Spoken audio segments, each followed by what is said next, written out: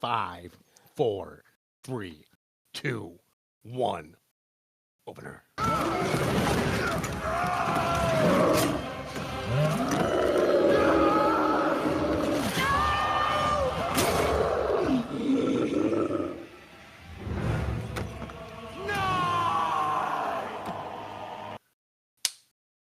Hello, welcome to the worst movie ever made, an experimental movie podcast designed with one thing in mind, to find the worst movie ever made. I'm your host, Chris Ackman. I'm joined by my co-host and fellow mad scientist, Anck-su-namun. Gucci. How are you, and why are we doing The Mummy Returns? I mean, we did it because you chose it and it won on the poll. Yeah, true. I did. I came into it, I wanted to do Postal. I came into it because I actually don't think I've ever seen it. I think this might have been my first time seeing. I think I've seen like enough Godsmack and like Creed videos from this era. Yeah, because I was young to my family. I think I was aging out of this kind of movie around the time it came out. But like in my mind, I think I saw it because of like the "I Stand Alone." You know? Yeah, I think that might have been was that Scorpion for this King, one or for though. Scorpion King. That might have been Scorpion King. It's all kind of a blur because I wasn't very bright. Stand alone. So I feel like this might have been my first watch. I may have like watched it in the background while I was doing like homework or one of the movie channels was on or something. Right. So I was feeling it out. I liked the first one. I didn't hate this. It's got a lot of problems, but like I feel that just comes with the territory. Many it's a problems. fantasy action adventure set in the year 3700 BC or something. So I mean, well, in the beginning, yeah. Yeah, but you and have then to go like into most these of the movie things. is in 1933. Yeah, you have to go into these movies suspending a shitload of disbelief. So when Dwayne Johnson comes out fully dressed as a scorpion in the third act, you kind of got to throw your hands up and be like, okay, this is what we're doing now. You don't have to do that. You can scrutinize the exploding CGI monkey bridge, that whole thing. Yeah, pretty horrible. So yeah, I mean, like, it's one of the things I'm going to go into it with like a nice, healthy perspective, and then you're just gonna whittle me down to your level when I realize this is actually really bad. But I'm okay with it at this present moment. It's very bad. Okay, so you ready to explain it?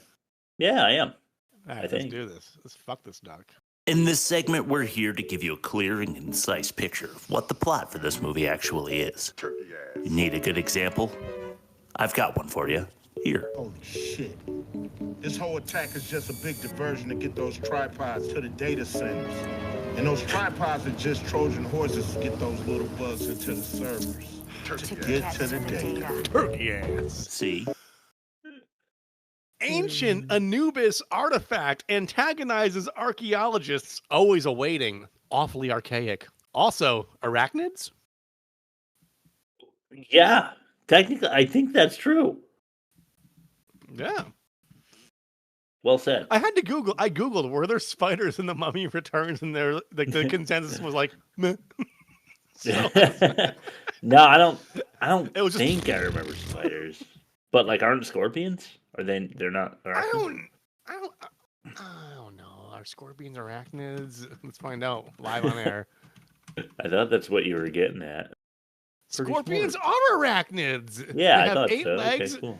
like their cousins, spiders, mites, and ticks. Well, we learned something. So if anything, that we have to thank The Mummy Returns, because I now know that scorpions are spiders. Yo, I went for a walk on Sunday, with my kids and my wifey, and we took a stroll around the pond. And I get home Sunday night. I go to hop in the shower. I had a tick on my chest. Oh, it's a pretty fucking awful experience. I gotta tell you. You have to like pop them with a lighter, don't you? I was able to I was able to like rip it off of me because I was about to shower anyway, so I threw it like into the toilet. I flushed the toilet and the thing clung to the toilet bowl. So every time you go poopy for the next like 3 years, you're gonna like doing a little sneak peek. I'm shitting right on that. Like every time you go upstairs, you go.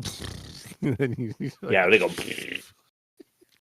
Yeah, taking a dump right on that tick because fuck you. Nice. But my chest is itchy today, and that's not good. I'm afraid I have. You might have like the lemon disease or whatever. Yeah, the lemons. Yeah. Yeah. Let me explain this fucking thing. Yeah, go for it. Or at least set us up to give it a nice viewing all together in the Plot Pounders later. Rick and Evie are back in the Egyptian ruins to find anything. Who knows?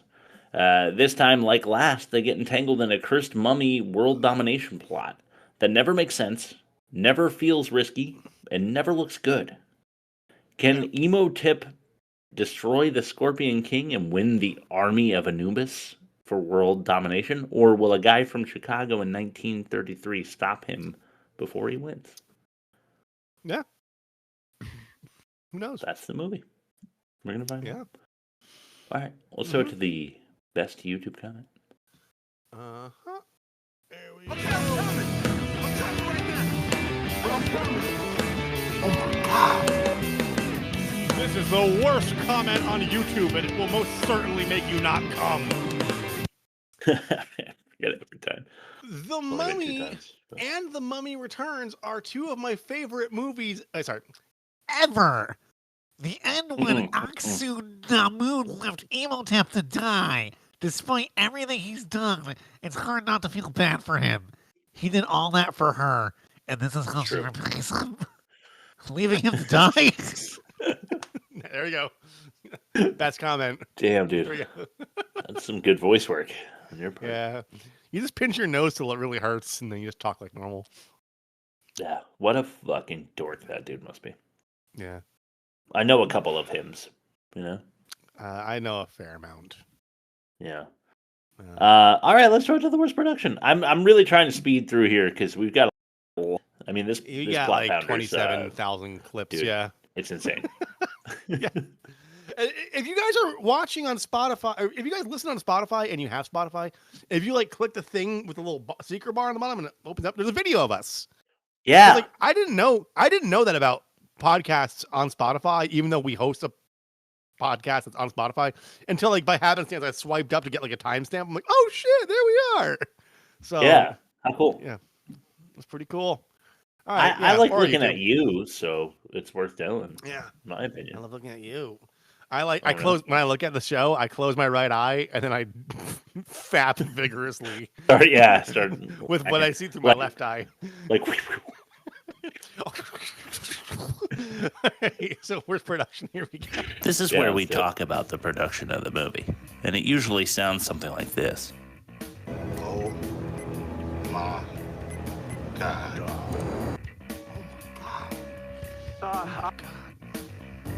This is terrible.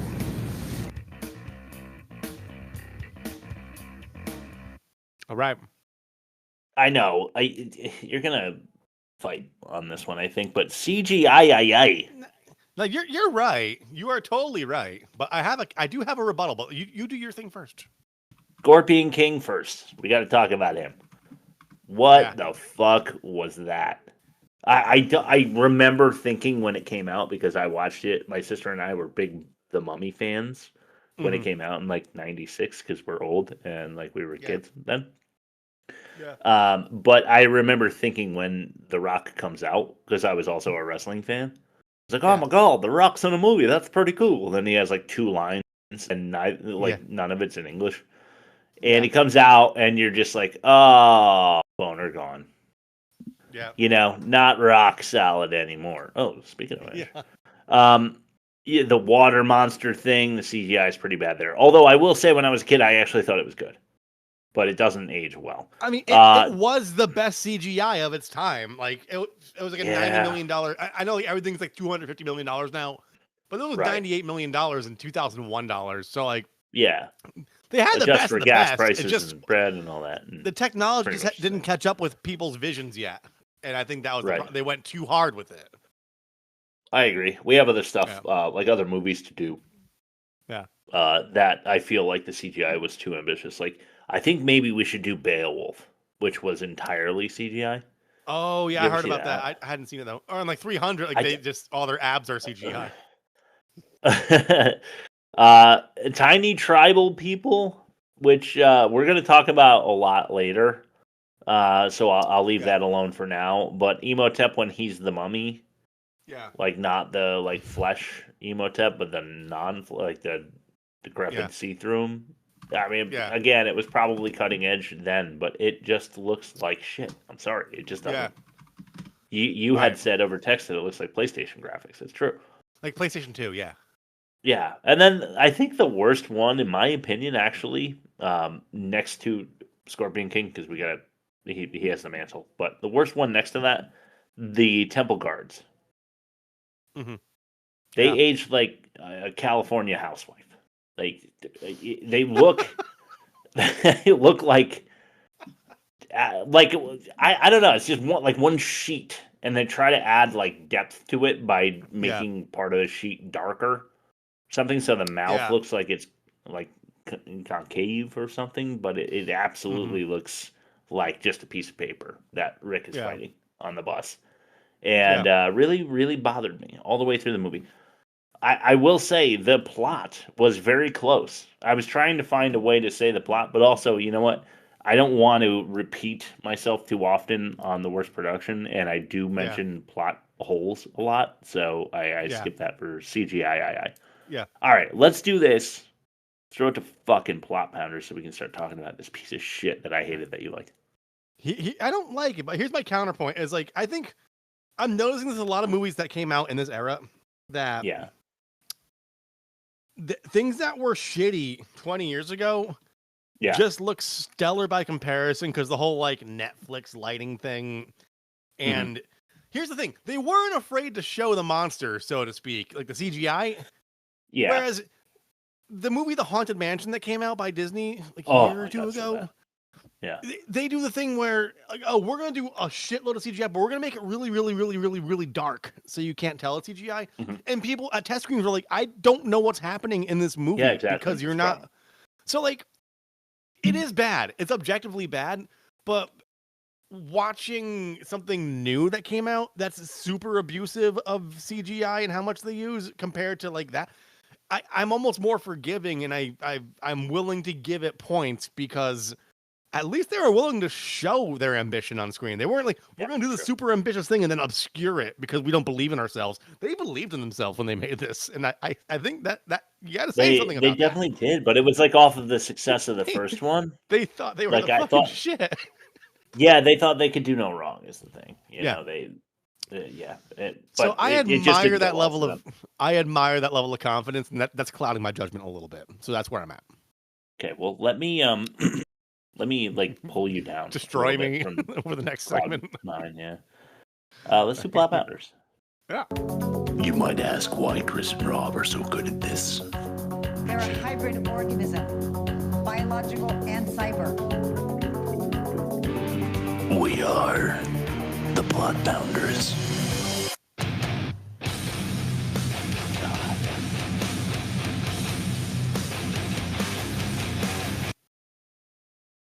Can't help it, man. It's sometimes when a beat goes hard, I nod like this as if to say, yes, yes, yes, this rocks. And sometimes I go like this as if to say, no, don't stop a rockin'. Right, right, yeah. Sometimes, like when I eat really good food, I make like a face like I'm disgusted, but because like I'm just like so like this can't be possible, you know? Yeah. What's going on here? I'm like,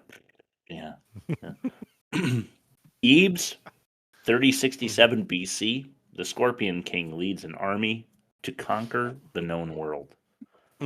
This is where we get our first clip of the plot pounders, of which there are very, very many. It's only a 10-second clip, but this is a rock solid intro, just because it should have been an abuser, probably. Yeah, it's still good, though.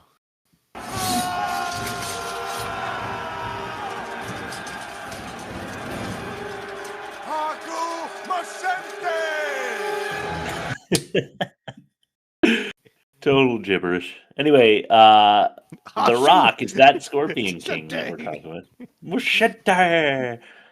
He kicks ass for 7 years. He's like, but he's eventually defeated and driven into the desert with his men. One by one, they die to dehydration and sunburn until only The Rock remains. At the brink of death, he strikes a deadly bargain with the god Anubis, which brings us to our next clip at only 3 minutes into this fucking movie. This is Anubis. Near death, the Scorpion King made a pact with the dark god Anubis, that if Anubis would spare his life and let him conquer his enemies, he would give him his soul.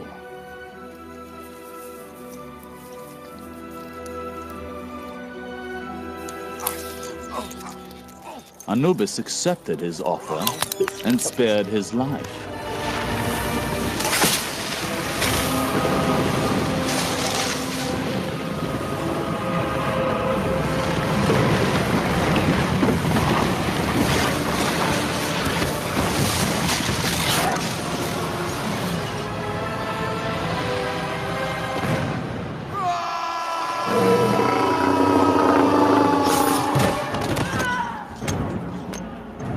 Anubis gave the Scorpion King command of his army.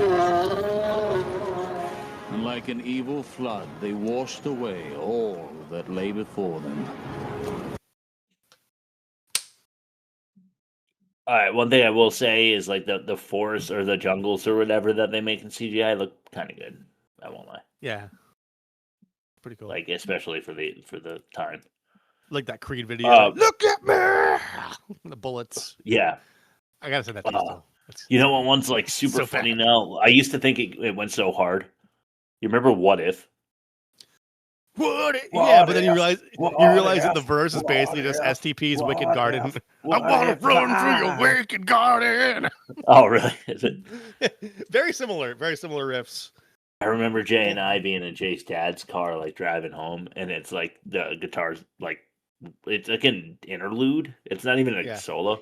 It's like and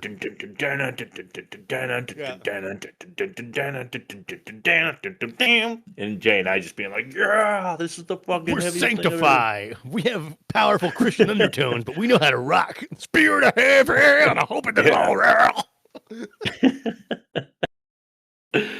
Anyway, he does make this deal with Anubis to win Anubis's army, and he takes control, takes the territories around him. But it's kind of funny, in my opinion, because Rock like doesn't have much time as a conquering hero. It's like the second that he wins the war, he dissipates into nothingness. Yeah, and, that's a really bad deal with the becomes devil. a It's like, curse. I want to be sick at guitar, so I'll give you my soul. And I finally learn hot cross buns, and they're like, yeah, right.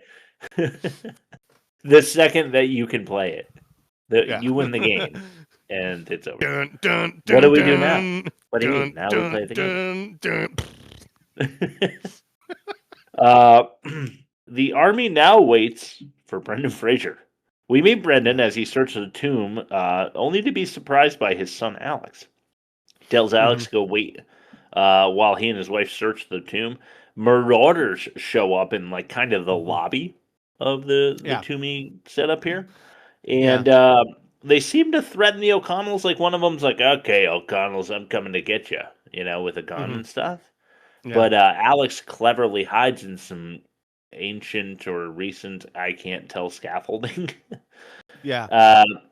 Evelyn is walking through, and that's Rachel Weisz, a passage of the ancient building when she has a vivid hallucination about Anck-su-namun from the first movie. This gives her some kind of secret code that she uses to like enter a door by like turning some gears and shit on the door that somehow weird still work starfish and thing, do yeah. magic. Yeah. So Brendan's pretty impressed, and he wants to bang her now because they like want to bang each other all the time in this movie, even in front of their son, which is pretty uncomfortable. Let her watch. Speaking of being bad parents, that's disgusting. Back in the lobby, Alex shoots one of the burglars with his slingshot. Smart move there. He does it again, and that leads one of the other smarter burglars to be onto him. Rick and Evelyn open a ancient chest and find the Scorpion King's bracelet. They take it, and of course, it's cursed. Yeah. So the Nile River crashes through the walls, as it was foretold on the chest that they didn't bother to read. Now their son is being assailed by and soon to be flooded to death in the lobby of the tomb. Rick and Evelyn are trapped and nearly drown themselves, but by serendipity and some goofy turn of events, they're all saved by pure luck, which is nice because that really helps them a lot. I guess it's because they're the chosen family. which It's because the tattoo he's got, really right? Because fucking he's like a, really he's fucking like a pissed me off. guy with a he's like the Over tattoo and guy. over again do I get pissed off by this in this Mhm. movie. At an excavation site, Anck-su-namun and Simon Adebisi from Oz, if you've never seen that Mhm. HBO show, he's like the fucking Yeah. coolest person on earth in that show. They're looking at ancient artifact. In fact, he's so cool as Simon Adebisi that I will not be referring to him as anything else. I don't know what his Okay. character name is. I don't care. He's Adebisi. They're looking at ancient artifacts, books, and facts. The Book of the Living takes life, and the Book of the Dead gives it. The bandits from earlier arrive just in time for the excavation site to hit pay dirt, so to speak. Killer beetles swarm the excavators and get under their skin, like literally and shit. Mhm. Which is like a thing from the first movie that they knew went over well. Like test audiences must have been really Yeah. grossed out by the beetles under the skin. Bring back the skin beetles. Yeah, dude. Literally, that's exactly. Do you think what there's they like some thought. guy like glasses like clinging to their life on the tip of their nose? Like, oh, can you actually bring back more skin beetles? I need like 20% more of those. Yeah, well, they get it because they are referenced like 7 times in this movie, but they Yeah. really don't do much. We Yeah. found him. Excavator number 1 cries. They found Imhotep. Wait, Imhotep? What is it's Imhotep, like, yeah. That's like an Egyptian dance club right now, Discotheque. for sure. it's- Yeah.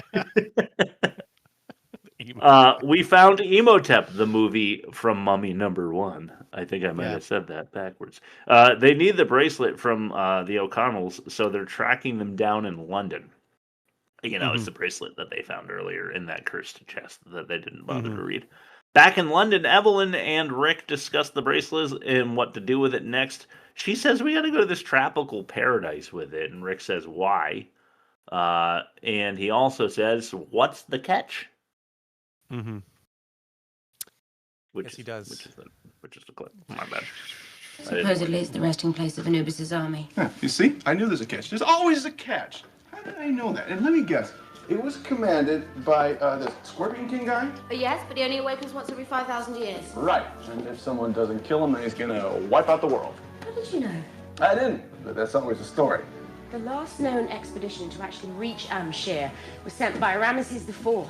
More than 3,000 years ago, he sent over 1,000 men. None of them was ever seen again. How did you know? I didn't, but that's always the story. Did I mention there was a pyramid of gold? Twice. Alexander the Great sent troops in search of it. Great for him. So did Caesar. Yeah, look what happened to his career. And Napoleon. Yeah, but we're smarter than him. And taller, Exactly. That's why we're the ones who are going to find it. too. Because we're taller? What? That's why I love you. Nice try. I do like how cynical, like you see their house. They have like a magnificent house, and you could tell like, They he just do. kind of wants. You could tell he kind of just wants to like sit around like a little chimney or fire pit on his patio, Wouldn't you? have a cigar with his bros, like have a beer. And she's like, it's like classic chick behavior. Like, oh, let's go and do this thing, and he's like, no. Yeah, I'm It's good, gonna like- suck for this multitude of reasons. Can't we just Yeah. like chill at home and do nothing? She's like, no. Let's summon the ancient Egyptian Scorpion King. That sounds like fun. That could be cute. And he's like, Today's this is apple equivalent of picking, like but in worse. 1974, Martha's Vineyard was first established off the coast of New Just England. slamming his head in his car door, just hoping he'll wake up at home again like a year later. Ooh, his poor car. Touchy subject, huh? So yeah, basically Evie and Rick are doing the exposition there, explaining more of why we need to like be interested in the bracelet and its history and stuff like that. Very tightly wrapped indeed. Plenty of information in that minute. Kind of impressive almost. So Very impressive that I'm gonna... self-referential too. True. Like reminding them that was they're so- watching this franchise. Yeah. Like, oh, these Right, are beats you- that happened in the first film. Right. Let me say 3,000 years ago, and then let me reference an Egyptian king that you heard of when you were in high school, and then you'll believe what I'm saying, and it'll sound historically accurate, and that'll make you more interested, like National Treasure. I was so impressed by this really quick minute of exposition that I wanted you to have some more. This is Snap-on. I noticed that a lot of these, like you really just wanted to do a 2-minute clip, so you just found a 2-minute window and gave me 2 separate. There we go. Yeah, I figured I would just talk Maybe in that between them. first weird dream of yours was exactly 6 weeks ago, right? I think so, yes, but what's that got to do with anything? Which just happens to coincide with Egyptian New Year. Oh, that's right. What a coincidence. Maybe. All I'm saying is let's be cautious.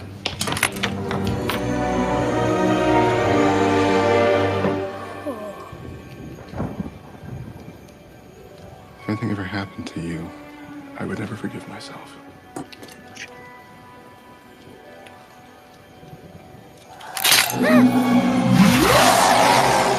Little fuck. Little motherfucker.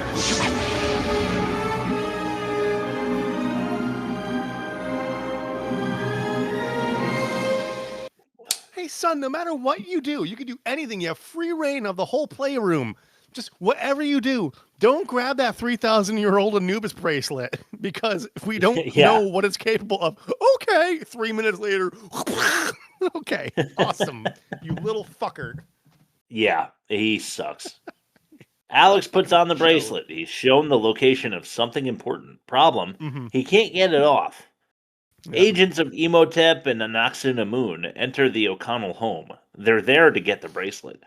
They find Evelyn's brother Jonathan first. Rick, Evelyn, Jonathan, and male gigolo from Mummy number 1 fight the attackers. Adebisi is among them. Yeah, and he is a fucking badass as Adebisi. I just love him so much. Yeah.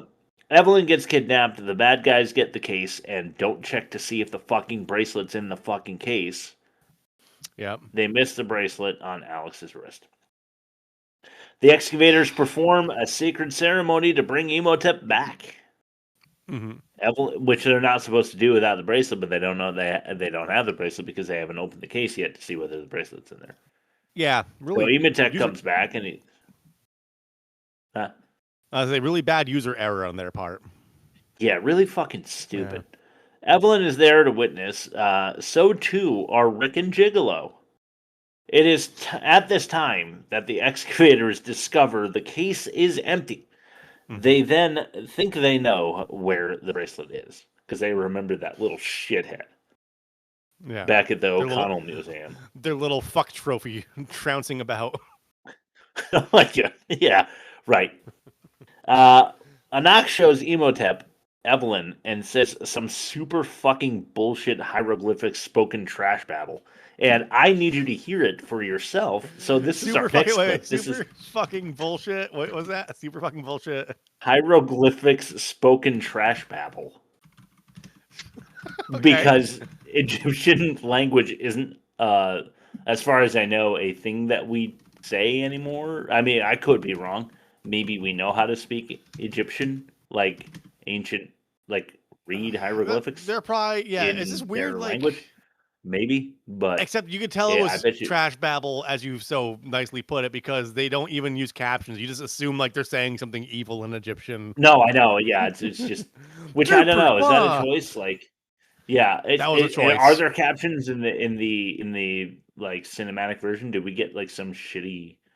No, I don't think so because even though we had a rip that didn't have captions on it, they would still dub or subtitle the foreign language in your English language film.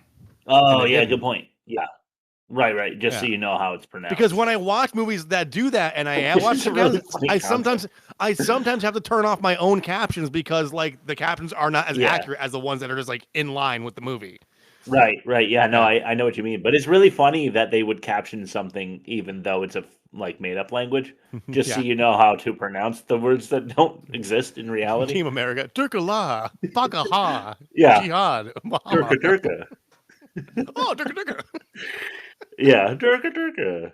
Anyway, so she says something to Imhotep about Evie, and she wants Evie killed, I think, because this clip is called Burn Her.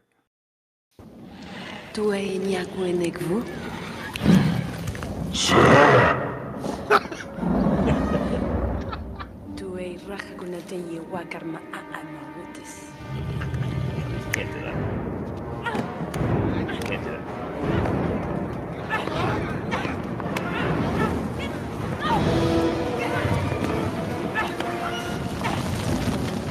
Oh my god. You wait! I'll put you in your grave again! Our thinking was not if we put you in your grave first. Burn her! You fuck!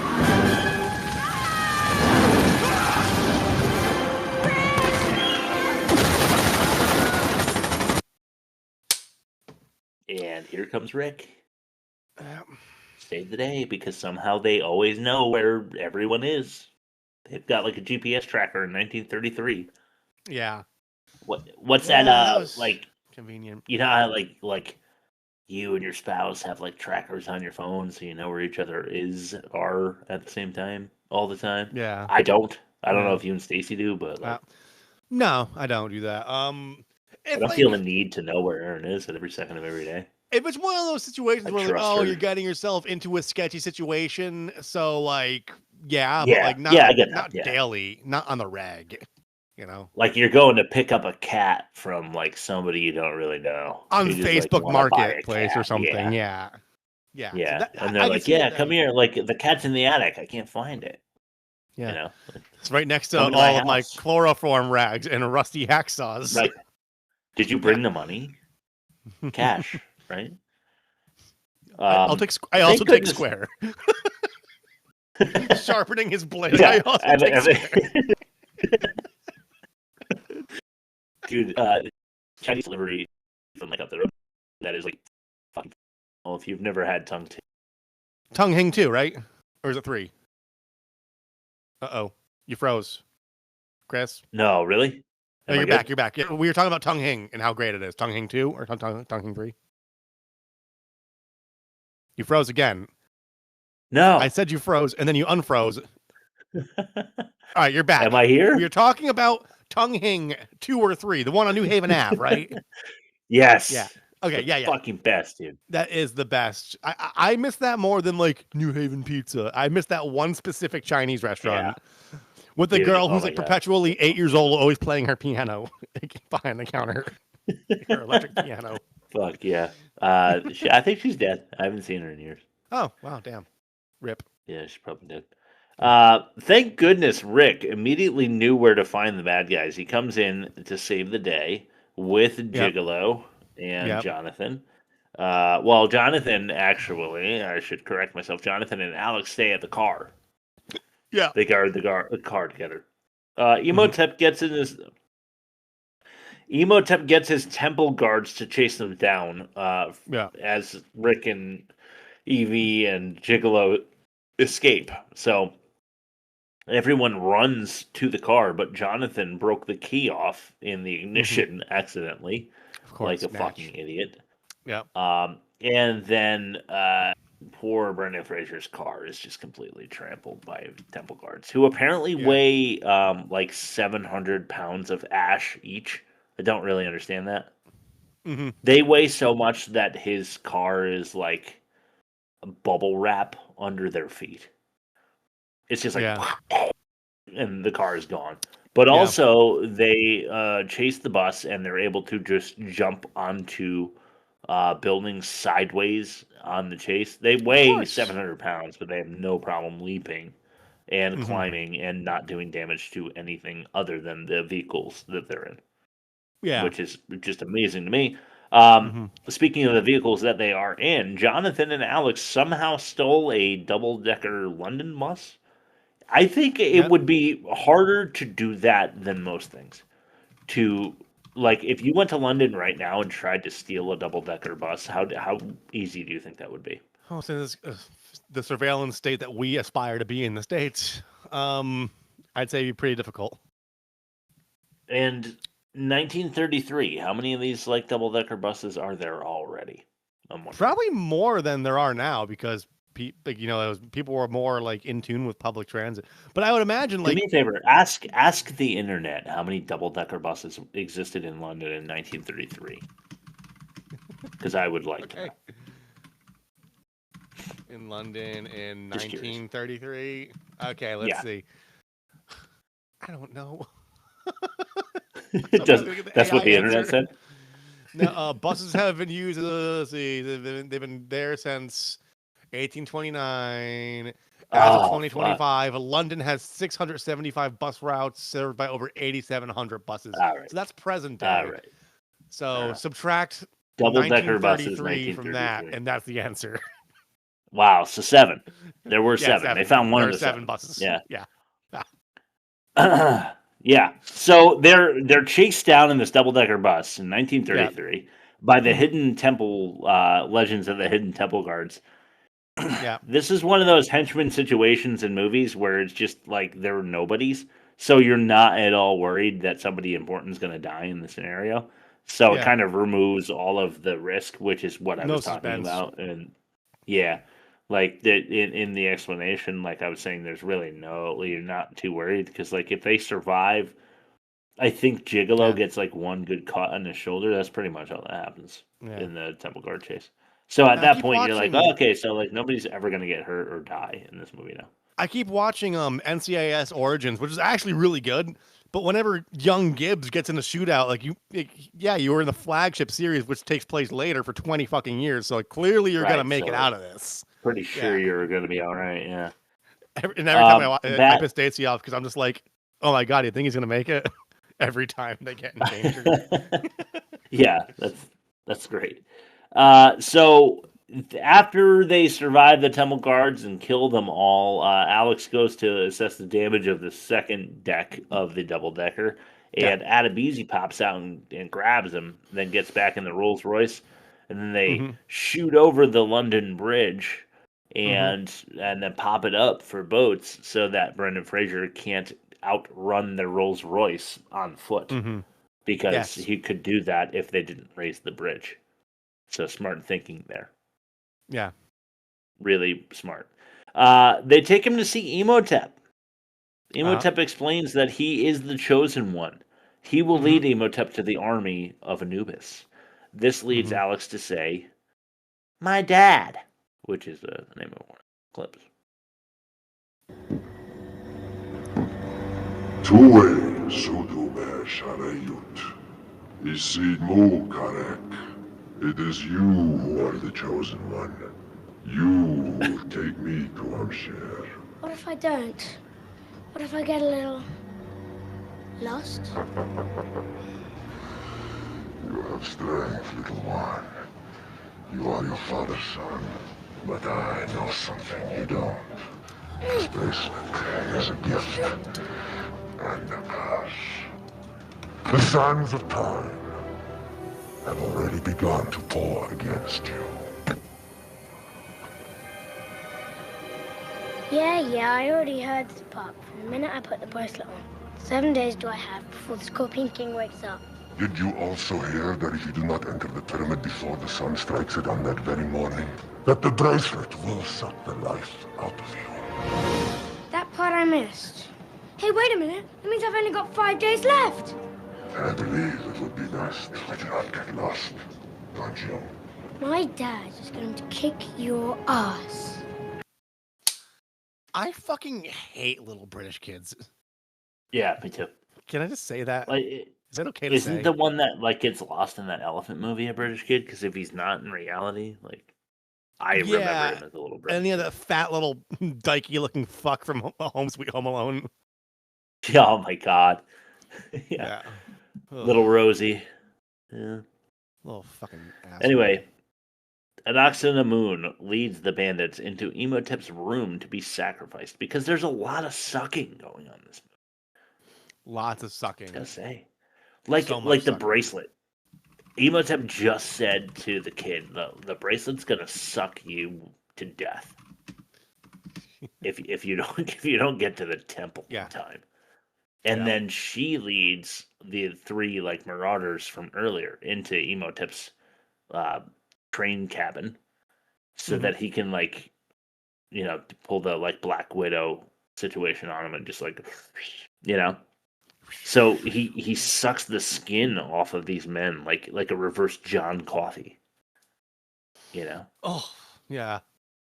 Yeah, it's pretty insane. Thank you. Rick and Evelyn go to see a pilot in 1933 Cairo, which, a pilot. I don't know. I guess 1916 was like I didn't look this up. I just remember. But like the Wright brothers, 1916, I think. Yeah. Something like that. First planes. They're talking about planes in 1903. Cairo. Their first flight was 1903. 1903. Yeah. Damn, I was like, 1916, bro. Like, I got this shit. And then you were gonna prove me right, but you didn't.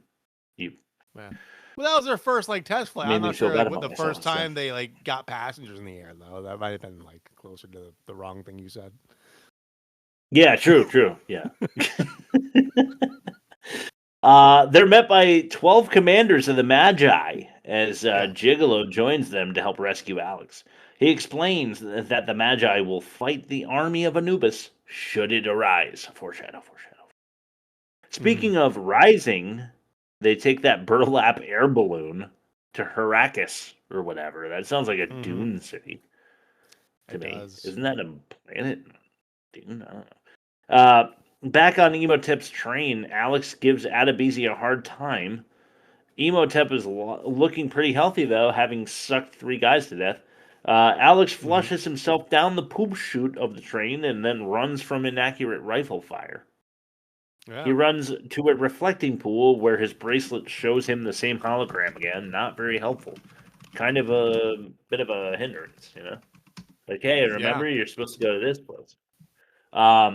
It's interrupted by the Darth Vader edition of Imhotep, who can now inexplicably make his enemies float in the air with his mind. Yeah.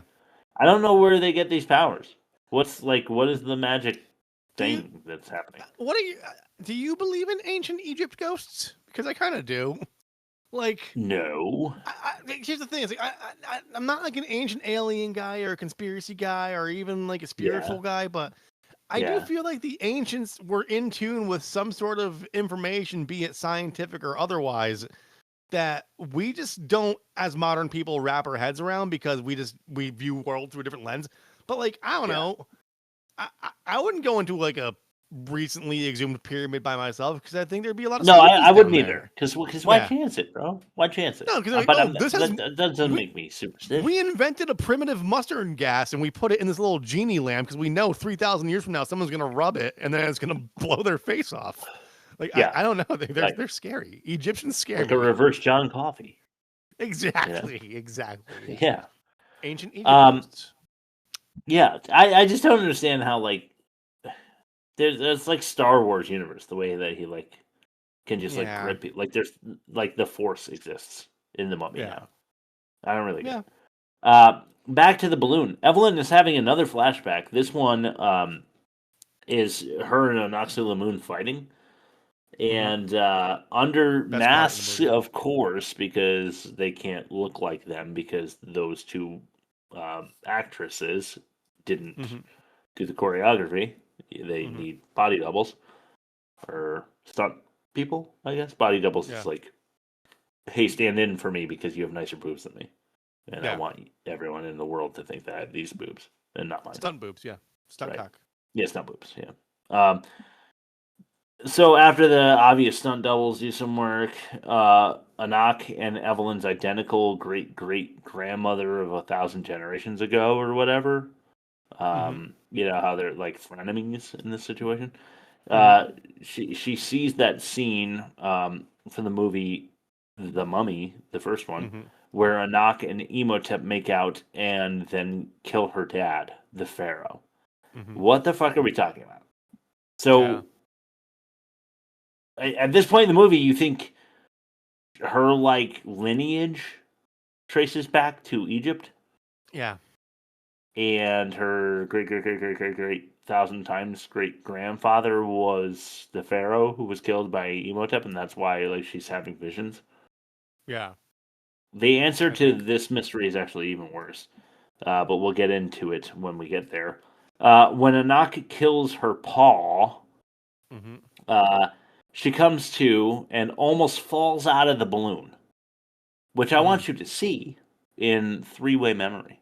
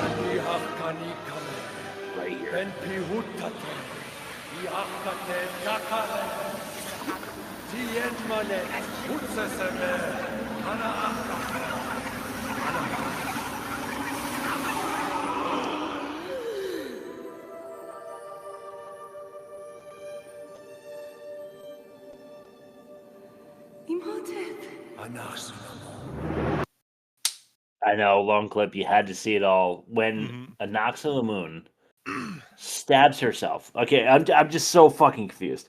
So Anck-su-namun and Imhotep, with flesh now, are sitting together next to a different reflecting pool, and they have the Book of the Living or something, and they're trying to like pull some spirits to put into Anck-su-namun, while Evie is having the memory.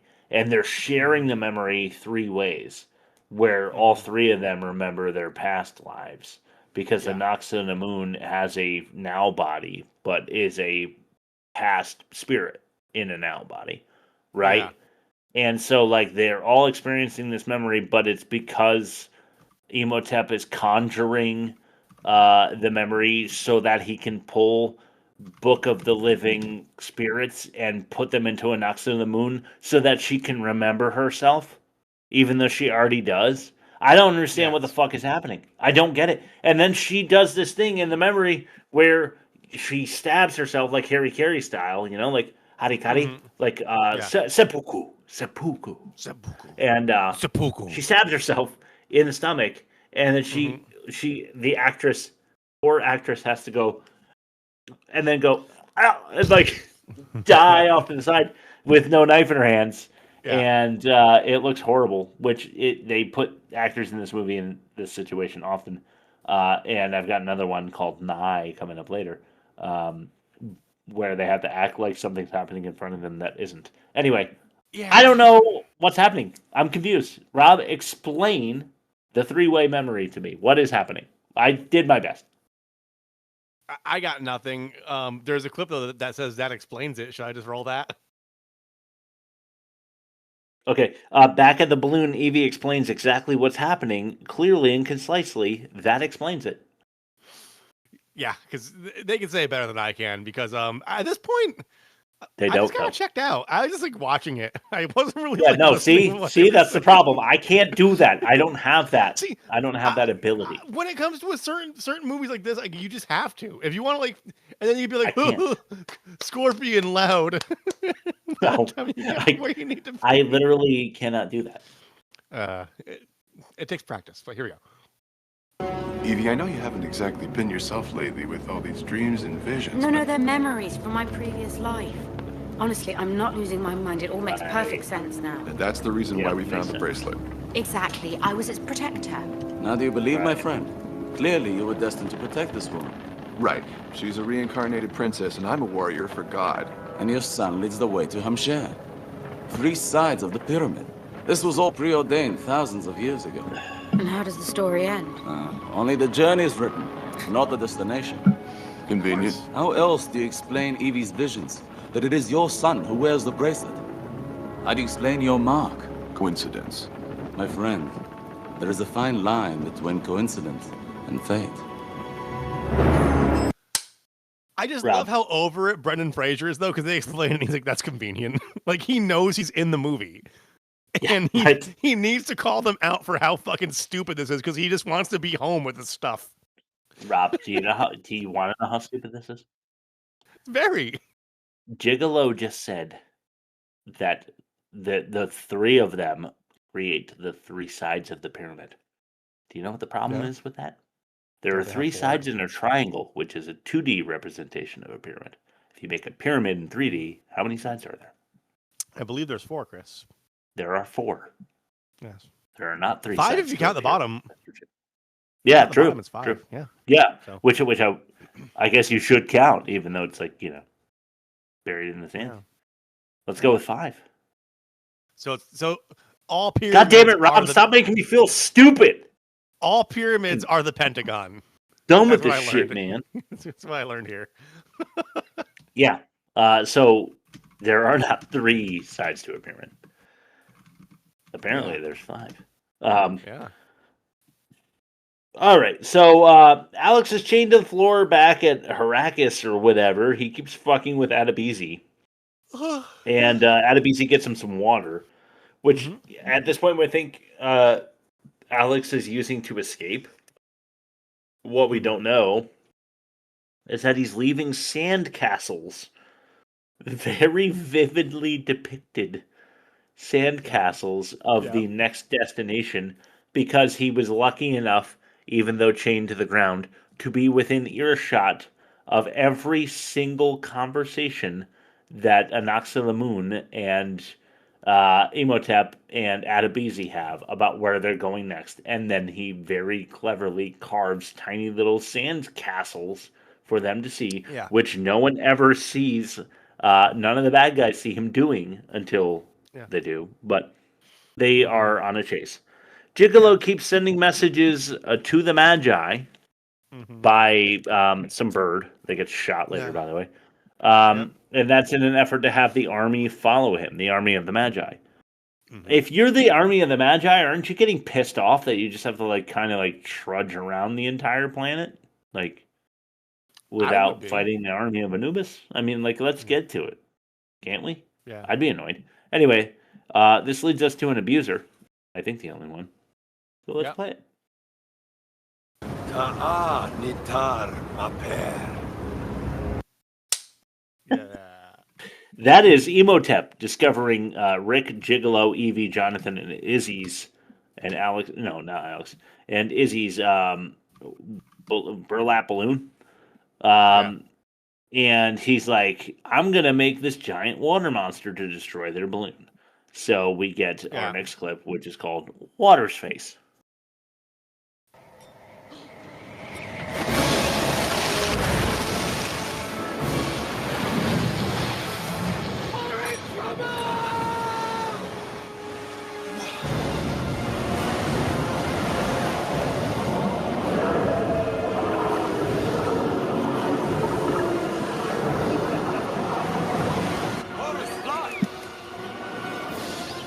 Horus. That's the name of it.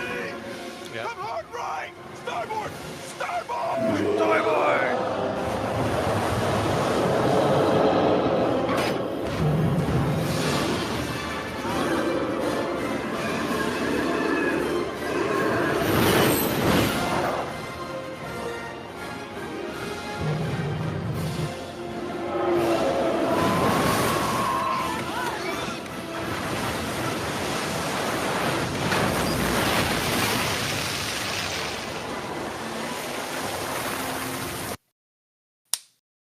So after escaping the Mummy tidal wave once, they relax. But they shouldn't have, because it's back. Waterface eats the balloon and they crash, but all survive, of course. That's right, they were 90 feet in the air, and no one breaks a bone. Yep. Now all parties are on foot to the Scorpion's lair. And I do mean all parties, I mean good and bad. Rick gives Evie some gun lessons and heads in to attack the bad guy Sorte. Little does he know that others are also ready for the attack on the villain caravan. Tiny CGI monkeys? Rob, what were these things? I just called them CGI monkey explosions. The ones that blow up on the bridge. Yeah. So they're like mummified monkeys. Not sure why. I don't know. They're shrunken heads because the heads are too big to be shrunken head creatures. I think I Imhotep just wanted to be buried with a 1,000 little monkeys or something. Or I mean, Anubis. Yeah, sure. I don't know. Yeah. Anubis too. Yeah, I would. Yeah, I'd be Or buried. like with one guy was 1,000 like, little this monkeys. guy, he's talking to the pharaoh's talking to like his bitch wife, and he's like, he got buried with 1,000 monkeys. I need to have 2,000 monkeys in my tomb. And she's like, oh come on. Well, we can't fit him in the tomb, but we'll put him like right outside. Yeah, and we'll make him very They're just, like, flammable and surrounded. prone to crossing bridges. We'll give them all tiny little dart guns, and they'll attack anyone who comes by. So they do. Those tiny little monkey, like mummified things, attack everybody in the bad guy's sortie like this. Yeah. And then, Adebisi attacks Alex, but Rick attacks Beezy. Gigolo steps in, and we get a rematch from earlier as Rick and Alex run from the little mummified monkeys. The bad guys also flee from the little guys in this clip. This is called Pygmies. The two of you must sacrifice yourselves for me. You shall be rewarded in heaven.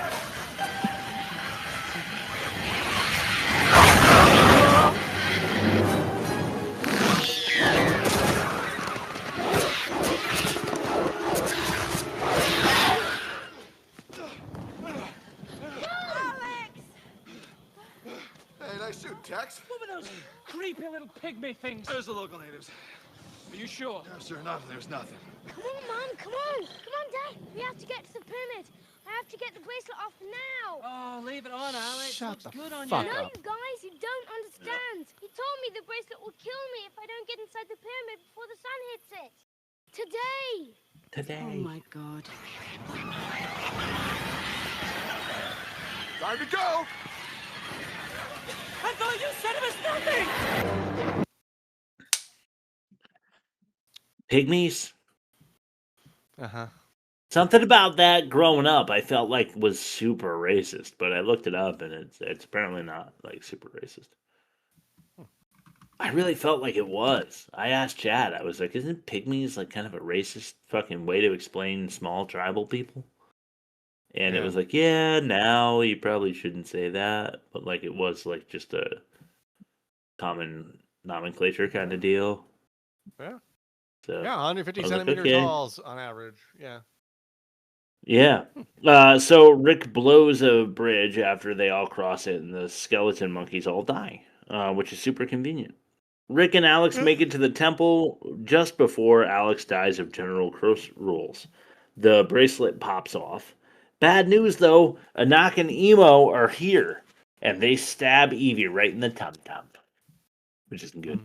On-screen death time. Let's see how they do, because I promised whenever a main character dies, we will show it. Let's see how Rachel Weisz does in Comeback. She's going to be alright, isn't she, Dad? She's fine. She's gonna be fine. She's going to be alright. Take him. Hey, Mommy's fine. Oh my! You're real strong. You're gonna make it. You're gonna make it. Oh my! What do I do, Evie? He just wanted some DoorDash. No. Put his feet up on his ottoman. None of this had to happen. None of it had to happen.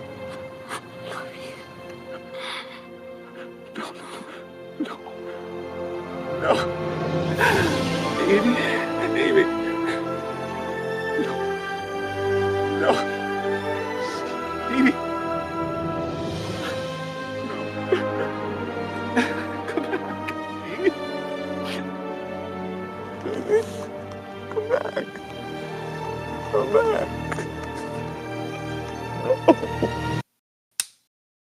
Nice.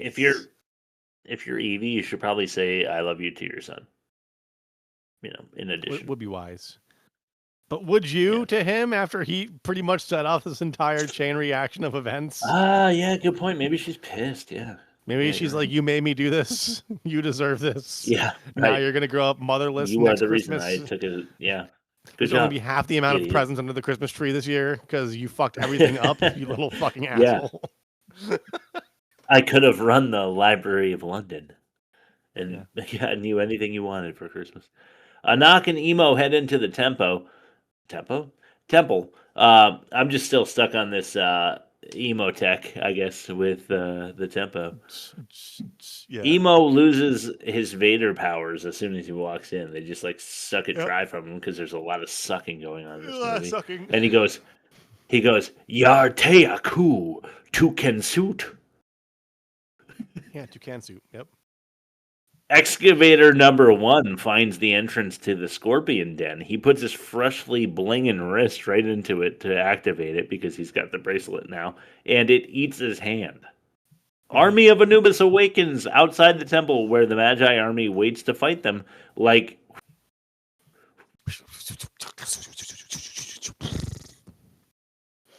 Emo heads in to fight the Scorpion King. Alex and John head in to steal the Book of the Dead from Anck. Alex can conveniently read hieroglyphics, which is great. Rick heads into the chamber to see Emo hitting the gong, which is our next clip called Bong. Something just funny about this. This pissed me off.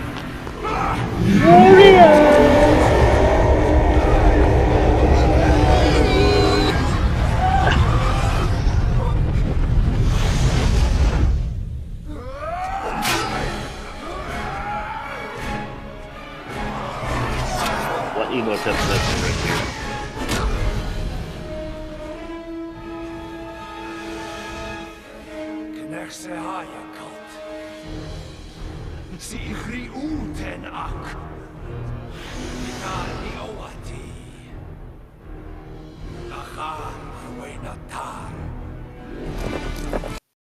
It sounded like it said the C word.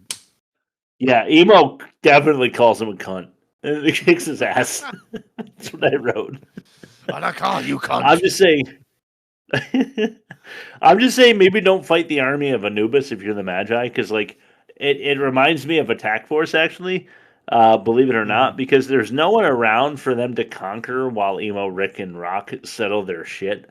So like the army of Anubis is outside, like ready to conquer for whoever the winner is.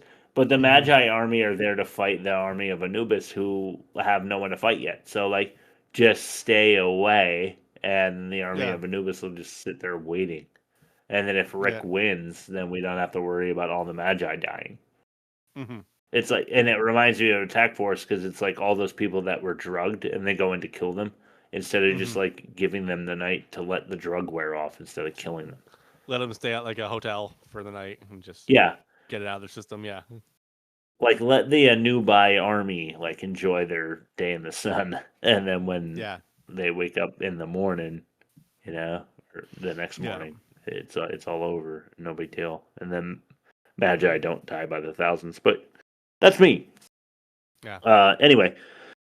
Alex brings Evie back from the dead for her third life now, which is, like, very privileged. Most people don't get 3. I'm just saying. Barely get she one. tags John. Yeah, right. I mean, as far as we know, she tags Jonathan out and fights Knock. Emo cowers in fear as CGI Rock Scorpion enters the battle. CGI is so fucking bad that it makes me very angry. Excavator number 1 dies to Scorpion King, and Imhotep is like, whatever. I don't know. Like, I'm not going to save you. The Magi think they kill the army of Anubis, but Gigolo knows better. He runs over to the top of the next sand dune over and realizes there's an entire, Anubis army still coming. The Spear of Legend that Emo went to the temple without, by the way. Yeah. The way to kill the Rock Scorpion King is Jonathan's scepter. Of course. Yeah. Emo grabs it mid-throw from Jonathan. Jonathan's trying to kill the Scorpion King. And Emo just goes and like catches it. And it's like kind of cool. Yeah. And then he throws it himself, does it? Imhotep. Rick grabs it though and then stabs Rock Scorpion right through the chest. 2 simultaneous 0-hour tropes are solved. Scorpion King dead. Anubis army dissolves. Problem, though, Temple self-destructs. Rick and Evie and John and Alex trapped inside. Evil souls pulling Rick into the abyss. Evie for the save. She comes over to pull Rick out of the evil abyss chasm, where all of the bodies are pulling him down. Yep. Emo clinging to the same edge, abandoned by Knock Knock. Voluntarily crowd surfs the evil dead as soon as he realizes that his girl's not there to save him. And then Knock Knock is consumed by those beetles that we mentioned from earlier, the ones that the crowd wanted, for like underskin. Yeah, the underskin. What did stuff. I say? Yeah. Where did it go? I'm not gonna find it. Double decker London bus, sucking spiders. It's gone. The moment's gone. Yeah. Temple Bring back the also. skin beetles. There we go. Skin beetles. Yeah. Love that. Then the temple decides to suck up the jungle, because like cursed temples, when they are defeated like a boss, do this. They suck up jungles around them, as we all know. So the family climbs up the temple, and Izzy is there with his burlap balloon to save the day. Everybody survives. Whee! I have a question for you, though. Yeah. Imhotep's there to kill the Scorpion King. Why? Yeah. Why does he want to kill the Scorpion King? I don't know. He wants to kill the Scorpion King so that he gets the army of Anubis to dominate the world. And the excavators think that he can do this, so they're putting their weight behind him, because if he does do that, then they want to be on his side rather than It makes sense though, because why would they want him to do that? So even if it's one of those, why if we resurrect help him, him? It's like if we help him, maybe he'll just spare us. Is that their logic? Yeah, right. But they could just leave him. They could just in not the desert. summon him. They could just not summon him. They could do what Brendan Fraser wanted to do the whole time, was just stay home and have fun with his family and ride down the street to work. Right. Then, so there's a problem. Yeah. But here's another problem. The person who kills the Scorpion King then takes control of the army of Anubis. I'm pretty sure the Scorpion King does die, if I remember correctly. And even by the way of the instruction manual, which is to kill him with the scepter that is actually a spear. Jonathan's war tool that he didn't know wasn't just a piece of gold. So my point is, why doesn't Rick command the army of Anubis? That's a very good point. He should. He should. Think about it. Yeah, he should, because he killed the Scorpion King. All I'm thinking about right now is how much more I enjoyed this movie than you, and I didn't think about any of this stuff. Fucking hated every second of this movie. Except for the jungle CGI, because when it sucked into the temple, it actually looks pretty good, even now. When Alex had those visions of the ancient world being superimposed over the modern one, then vanishing, that was pretty cool too. Yeah. Evie did die in this movie, and when Rick and everybody else is in the burlap balloon, they're all like, "Oh, what what was it like?" And she's like, "I saw heaven," but it actually instead of her being introducing a whole thing, this whole giant angle of heaven actually existing, I think it was actually just her being like, "Do you want to see heaven with me later, Rick?" And it was a sexual advance, which was right in front of their kid. Yeah. Or her brain just released a shitload of DMT because she thought she was yeah, could be. Yeah, could be. Balloon sets off in a direction. No way they know which one, by the way, because I think once the temple that was hidden in the middle of the desert that no one can ever find, that they found, is sucked into the sands. I don't think they know which way is west and which way is north, and I don't think they know where they're going, but that's not addressed. So that's where the movie ends, and I fucking hate you and everyone else who enjoyed it. So let's throw it to the offensive minigame. I'm just saying, if anybody asks me what they should watch, I'm not gonna It's not gonna be on the top of my list of things I recommend. But if it were on, I wouldn't. Tomorrow, you gotta see the fucking. Gotta watch the Mummy Returns. No, but if it were on in the background idly, I wouldn't be mad either. That's kind of where I'm at. Would. Did we play? Turn the Did we shit play off, Knee? Lucas. Did we play Knee? No, I skipped right over it. Oh Let's my god, play it's it, so and then funny we'll go to the though. offensive Yeah, mini so game. All right, here we this go. is the scene where Imhotep realizes that Rick kills the Scorpion King and not Imhotep. Italia pomiash.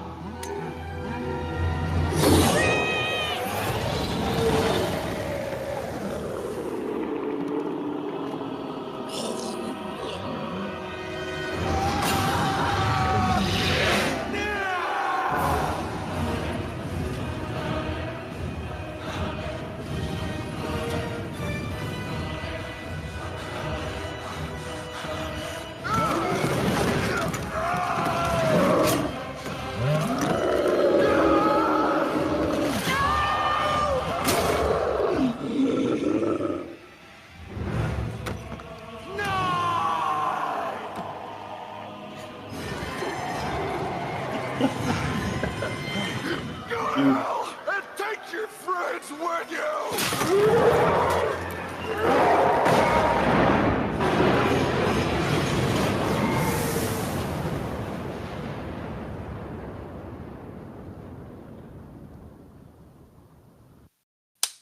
Nice. Nah. was really I like good. how they found two ways for Imhotep to emote the word no without saying no. Like he Yeah. throws the spear, and then Rick like knocks it out of the way, and he's like, "Nah!" Yeah. And then Rick stabs him, and he's like, "Nah!"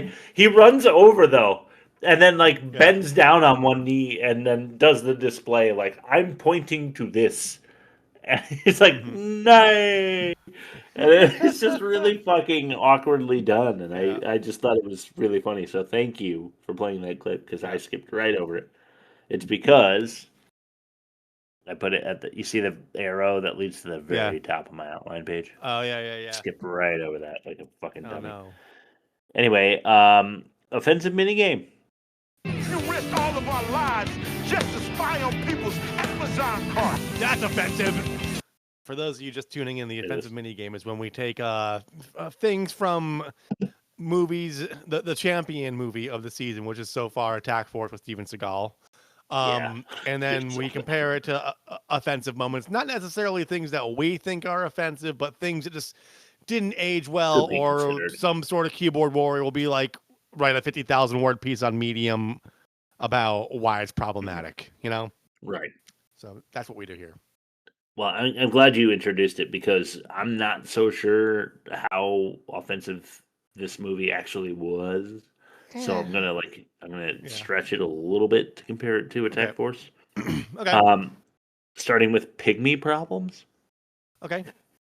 Mentioned it before, like calling like little tribal people pygmies. Here's the thing, though, that is an ethnicity, so I think that's a you thing. But like, okay, if you see a dwarf or a little person and you call them a pygmy, I think that's problematic. But if you call a pygmy a pygmy, I don't think it is, and I think you're conflating. I don't know what it is. I think I'm getting it conflated with like if you were to use it now, it would probably be frowned upon. Is the point? Yeah. What was it though that I was thinking of? There was like a euphemism. It was like bush babies or something. Like I don't remember. Right? Wasn't there something when we were growing up where like people were like? I think you're right. Yeah. Like they would refer to like I don't know. I don't know. There's something that like a Galago is a bush baby. Those are creepy little fuckers. Ugh. Oh, there. That's scary. I don't like it. I don't know what a bush baby is, but like I feel like that's offensive also. Yeah. But let's put the pygmy problems up against Seagal sucks face. Seagal sucking face.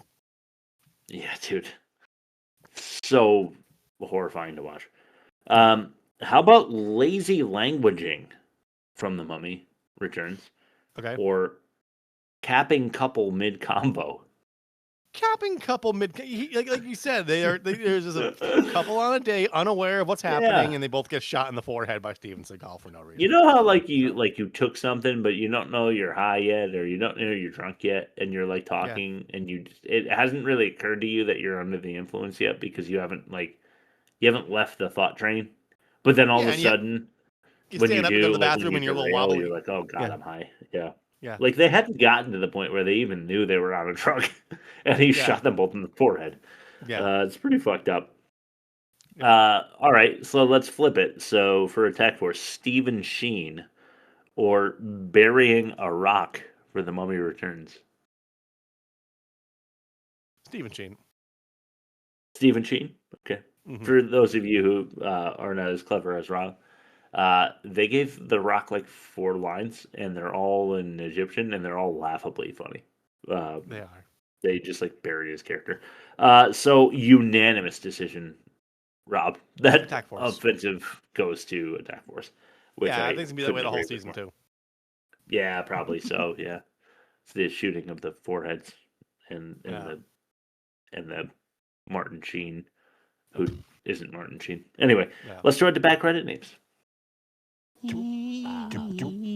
Oded Fur, Cece Smith, Michael D. Gay, Benton Jew, Guy List. Did I say that one already? Leslie Schatz, Rupert Steggles, and Michael Gooch. Steggles and Michael Gooch. That's a good combo. That was a good Yeah, like Steggles and 1-2 on the Gooch. way out. Attorneys Steggles at and law. Gooch. Steggles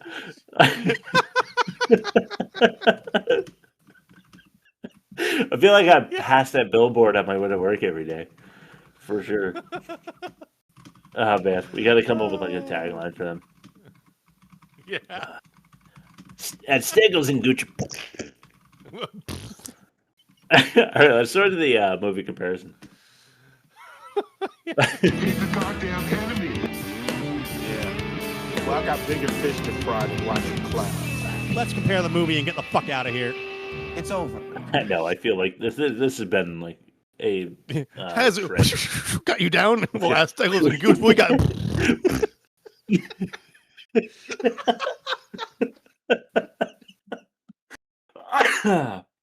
All right, officially first T-shirt.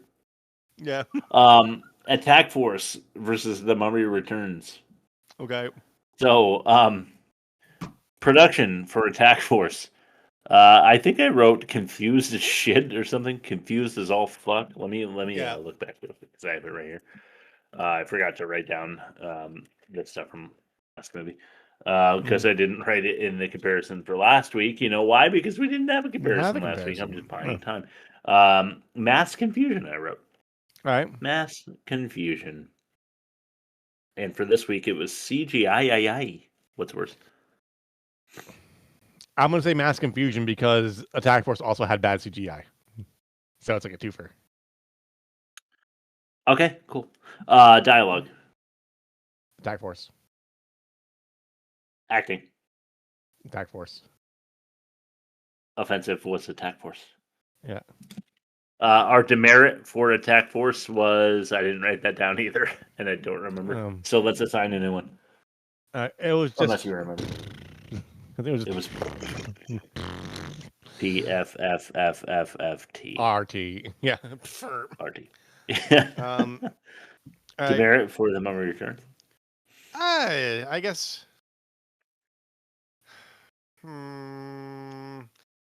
It was just it's like a boring hero's journey, I guess, right? Because like, I mean, it was, yeah. The main guy doesn't even want to be there, like Brandon Fraser, and like I appreciate that about the movie because the whole time he's just bitching. He's like, this sucks. He was, but there's something beautiful about someone not wanting to be there that much, but still being really good at just leveling hordes of like undead ancient Egypt ghosts. He's so quite good at shooting poetry things in the face, yeah, and making them just I guess become ash. Like no one wants to be there, I guess, is like my demerit. You know, no one wants to be there. No. What's worse? Or no one wants to be there. In this case, I want to say no one wants to be there because like you need to have that for like, you know. Yeah, you do. Seagal wants to be there for every one of his movies. Yeah, he really. We'll give him that. He really gets there, and goes there and bees there. He does. He's on to the next. Yeah. Also. Mm-hmm. All right, 4-1. Worst movie of the season, Attack Force. Not surprising. It is the worst movie ever. So next week, Rob, we got a little situation for next week. What are we talking about here? We got some kind of suggestion or something? We both have really crazy work schedules, and then like every Monday we're like, oh shit, the poll. Except yesterday we didn't do that. So that's the bad news. Is we didn't have a poll. The good news is Lexi Ogden emailed us at like 6 a.m. saying, just subject line, movie suggestion, body of the email, straight into the point. Hey, can you guys watch Splice next? So we're doing Splice. 2009, Adrian Brody is about like scientific impropriety. It's one of those like, oh, we're playing God and this person became like a Lazarus type thing, I think, right? Is it like a Lazarus type story? Yeah. As far as I know, I just like read a brief synopsis before checking it out. But we're doing Splice. The whole thing is up for free on YouTube with ads, I think. That's where I'm probably gonna watch it.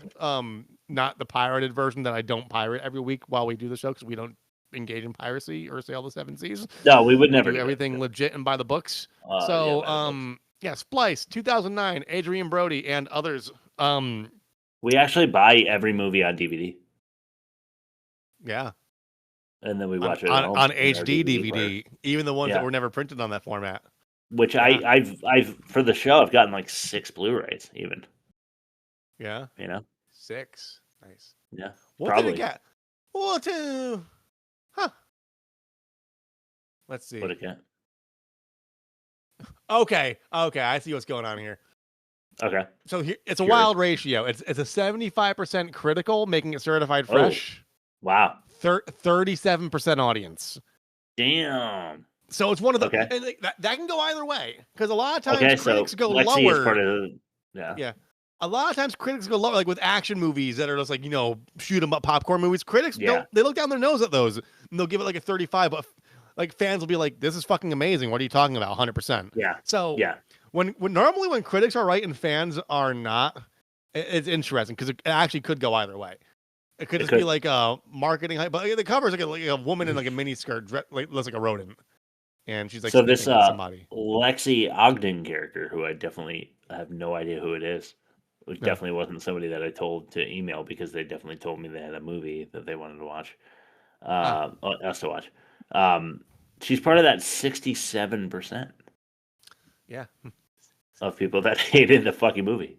Yeah. Yeah, I saw the hand motion there. Yeah, so you got it. Nice. All right. Rob, why don't you plug us? Yeah. You can find us at www.theworstmovieevermade.com. We are on YouTube. We are on Spotify. We're on Apple Podcasts. We're on Amazon. We're on Google Play. We're on YouTube. We're on TikTok. We're on Instagram. As you have just heard, we are on email. We go beep boop boop boop boop boop boop.